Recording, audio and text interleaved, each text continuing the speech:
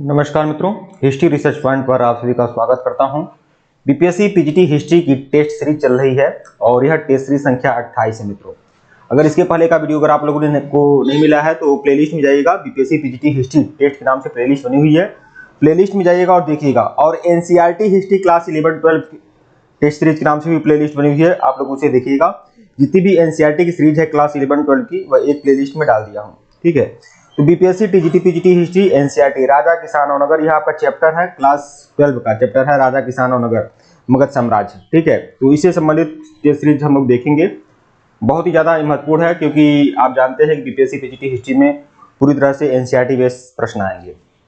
और अब ज्यादा नहीं, बस अब 2 टेस्ट सीरीज और आपको मिलेगी, क्योंकि हमें भी लग रहा है कि अब आप लोग सीरियस नहीं है, क्योंकि व्यू तो आ नहीं रहे हैं लोग, आप लोग देख नहीं रहे हैं, तो भाई कोई छोड़िए, ठीक है। हम भी अब ज्यादा वीडियो नहीं बनाएंगे पढ़ाने लिखाने वाला, ठीक है। क्योंकि अगर आदमी कोई मेहनत कर रहा है, अगर आपको ज्यादा लोग देख नहीं रहे तो फिर क्या मतलब है पढ़ाने का, ठीक है। छोड़िए, तो आइए शुरुआत करते हैं। पहला आपका प्रश्न है, कलिंग के युद्ध के संबंध में निम्नलिखित में से कौन सा तथ्य गलत है। तो कलिंग के युद्ध के संबंध में कौन सा गलत है। अशोक ने कलिंग का युद्ध 261 ईस्वी में ये पूर्व लड़ा था, सही है। इस युद्ध में लाखों लोग मारे गए थे, और कई लाख लोग बंदी भी बनाए गए थे। इस युद्ध के परिणाम स्वरूप अशोक के लिए अन्य विजयों का मार्ग सुगम हो गया। यह बात है गलत है भाई, क्योंकि कलिंग युद्ध के पश्चात अशोक जो था वह अहिंसा के मार्ग पर चलने लगा, ठीक है। तो यह बातें गलत है, वह फिर विजय कोई नहीं किया। युद्ध के बाद अशोक ने बौद्ध धर्म अपना लिया, यह बात सही है। तो कौन सा तथ्य गलत है, तो यही सी ऑप्शन, ठीक है। प्रश्न 2 देखिएगा, कलिंग के युद्ध के बाद क्या परिणाम निकला। कलिंग ने युद्धों को सदैव के लिए त्याग दिया। अशोक ने युद्ध को सदैव के लिए त्याग दिया। इसने भेरी घोष की जगह धर्म घोष का नीति अपनाया। अशोक ने अपना जीवन लोक कल्याण में लगा दिया। उपरोक्त सभी, तो यह उपरोक्त सभी जो रहेगा यही आपका सही है। देखिए मित्रों, क्लास 11-12 की पूरी टेस्ट सीरीज आपको मिल जाएगी एनसीईआरटी बेस्ड।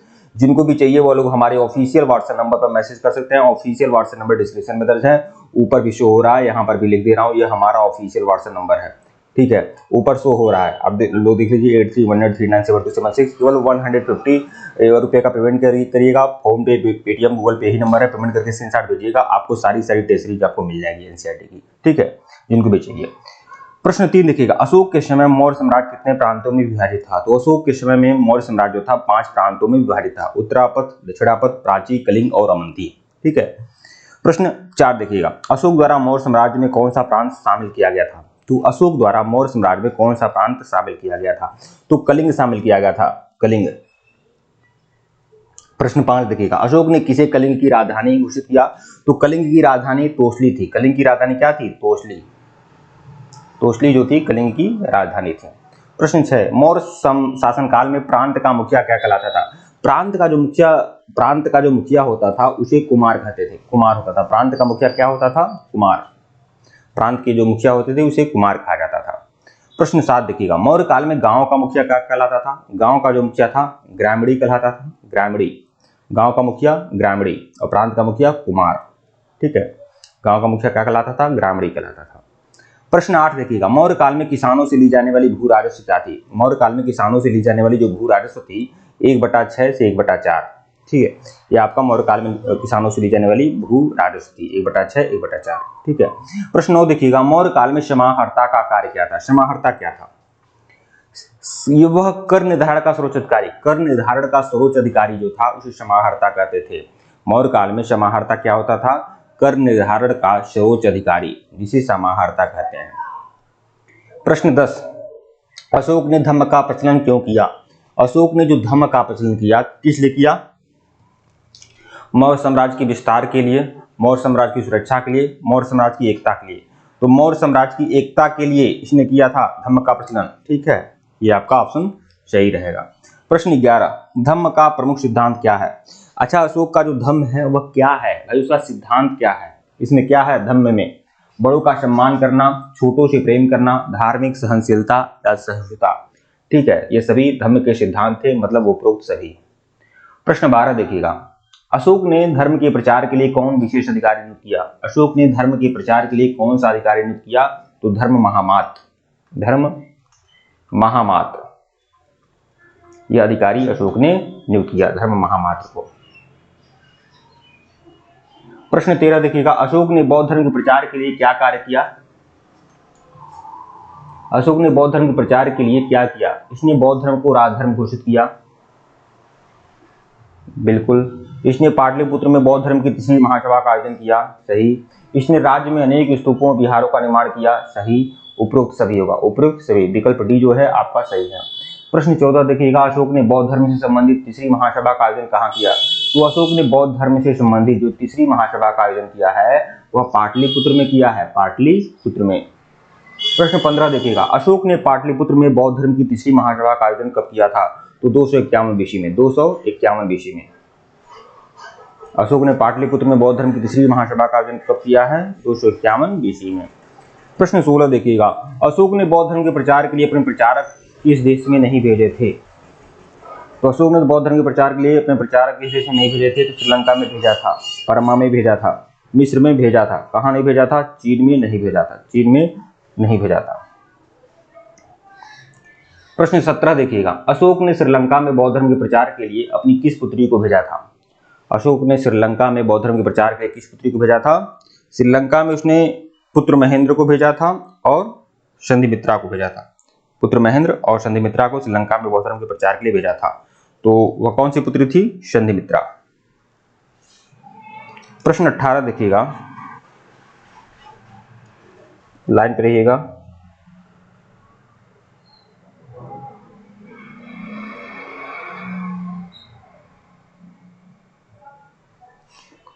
प्रश्न 18 है, अशोक के अभिलेख किस देश से मिलते जुलते हैं? अशोक के जो अभिलेख हैं वह ईरान से मिलते जुलते हैं, मतलब अशोक के जो भी अभिलेख प्राप्त हुए हैं वह ईरान से प्राप्त हुए हैं। और क्षमा करिएगा, वो बात नहीं कर रहा हूँ, मतलब अशोक के जो अभिलेख है ना, अभिलेख जो है अशोक का अभिलेख, वह ईरानी कला का उदाहरण है। मतलब ईरान में इस तरह के अभिलेख थे, मतलब ईरान से यह अभिलेख मिलता जुलता है, मतलब ईरान से यह संस्कृति, अभिलेखों की संस्कृति अशोक ने ग्रहण किया, ये बात। प्रश्न 19 देखिएगा, अशोक के अधिकांश अभिलेखों में किस नाम से संबंधित जानकारी मिलती है? अशोक के अधिकांश अभिलेखों में उसे क्या कहा गया है? देवनाम पी कहा गया। देवनाम पी का मतलब देवताओं का प्रिय। प्रश्न 20 देखिएगा, अशोक के अभिलेखों की लिपि क्या है? अशोक के जो अभिलेख हैं वो ब्राह्मी लिपि में है, ब्राह्मी लिपि में अशोक के जो भी अभिलेख है ब्राह्मी लिपि में है। प्रश्न 1, अशोक, देखिए यहाँ प्रश्न 1 का मतलब ये है कि अब 20 क्वेश्चन, यह पार्ट वाइज था तो यह 20 क्वेश्चन आपका खत्म हो गया। अभी अब फिर से पहला प्रश्न, कुल मिलाकर 40 क्वेश्चन हैं इस सीरीज में, ठीक है। तो अगर आपने एनसीईआरटी पढ़ा भी नहीं है तब भी इस टेस्ट सीरीज के माध्यम से आप पूरी एनसीईआरटी आप कंप्लीट कर रहे हैं, तो इसे आप हल्के में बिल्कुल मत लीजिए, नजरअंदाज बिल्कुल मत करिए। और 150 रुपीज कोई बहुत ज्यादा नहीं है, ठीक है। पूरी एनसीईआरटी क्लास 11-12 की पूरी एनसीईआरटी की टेस्ट सीरीज मिल जाएगी, जिनको भी चाहिए हमारे व्हाट्सएप पर मैसेज करिएगा। प्रश्न 1, अशोक के अभिलेख निम्नलिखित में से किस बात पर प्रकाश डालते हैं? अशोक के व्यक्तिगत जीवन पर, धर्म के सिद्धांत पर, जन कल्याण के कार्यों पर, या उपरोक्त सभी? तो उपरोक्त सभी होगा। प्रश्न 2 देखिएगा, निम्नलिखित में से किस विद्वान ने 1838 में अशोक के अभिलेखों को पढ़ने में सफलता प्राप्त की? ये 1838 नहीं है, 1837 है। कई विद्वान 1838 भी बताते हैं, तो 1837 ज्यादा परफेक्ट है। तो 1837 में अशोक के अभिलेखों को पढ़ने में सफलता किसे प्राप्त हुई थी? जेम्स प्रिंसेप को। प्रश्न 3 देखिएगा, अशोक को प्राचीन भारत का महान सम्राट क्यों कहा जाता है? क्या कारण है इसे प्राचीन भारत का महान सम्राट कहते हैं अशोक को? अशोक को प्राचीन भारत का महासम्राट क्यों कहा जाता है? इसने विशाल साम्राज्य की स्थापना की, उसने एक उच्च कोटि का प्रशासन लागू किया, इसने बौद्ध धर्म के प्रचार में प्रशंसनीय योगदान दिया। उपरोक्त सभी, तो होगा उपरोक्त सभी, विकल्प डी जो है आपका सही है। प्रश्न 4 देखिएगा, अशोक की मृत्यु कब हुई थी भाई? अशोक की जो मृत्यु हुई थी 231 में हुई थी। देखिए 5 मिनट, हाँ 269 से 232 तक अशोक ने शासन किया, 232 तक, ये 232 होगा, 232 ईसा पूर्व, ठीक है, अशोक की मृत्यु हुई थी। प्रश्न 5 देखिएगा, मौर्य शासन, मौर्य काल के सामाजिक जीवन की प्रमुख विशेषता निम्नलिखित में से कौन नहीं है? मौर्य काल में संयुक्त परिवार प्रणाली प्रचलित थी, बिल्कुल सही है। मौर्य काल में दास प्रथा था, बिल्कुल सही है। मौर्य काल में लोग काफी पढ़े लिखे थे, यह भी सही है। मौर्य काल में स्त्रियों की दशा बहुत अच्छी थी, ये बातें आपकी सही नहीं है, ठीक है। बाकी 1, 3, 2 आपका सही है, 1, 3, 4। प्रश्न 6 देखिएगा, मौर्य काल में स्त्रियों से संबंधित कौन सा तथ्य गलत है? उसमें लड़कियों के जन्म को अच्छा नहीं समझा जाता था, ठीक है, ये आपका सही है। उसमें लड़कियों की शिक्षा की ओर विशेष ध्यान दिया जाता था, यही आपका गलत है, ठीक है। स्त्रियों को पति से तलाक लेने का अधिकार था, बिल्कुल, अर्थशास्त्र में इसका जिक्र भी है। स्त्रियां राजा के अंगरक्षक के तौर पर कार्य करते थे। तो हाँ, तो स्त्रियों के साथ एक अंगरक्षक के रूप में, मतलब सम्राट के साथ अंगरक्षक के रूप में स्त्रियां रहती थी, जो ईरानी परंपरा की देन है, ये रहता था। प्रश्न 7, मौर्य काल के लोगों के मनोरंजन का साधन क्या था? मौर्य काल के जो लोग थे वो किस प्रकार का मनोरंजन करते थे? तो त्योहार में मनोरंजन करते थे, नृत्य, संगीत, जुआ, मतलब उपरोक्त सभी, ये सभी मनोरंजन के क्या थे? साधन थे। प्रश्न 8 देखिएगा, मौर्य काल के लोग किस प्रकार के वस्त्र पहनते थे? सूती, रेशमी, ऊनी, मतलब सभी प्रकार के वस्त्र मौर्य काल के लोग पहनते थे, उपरोक्त सभी।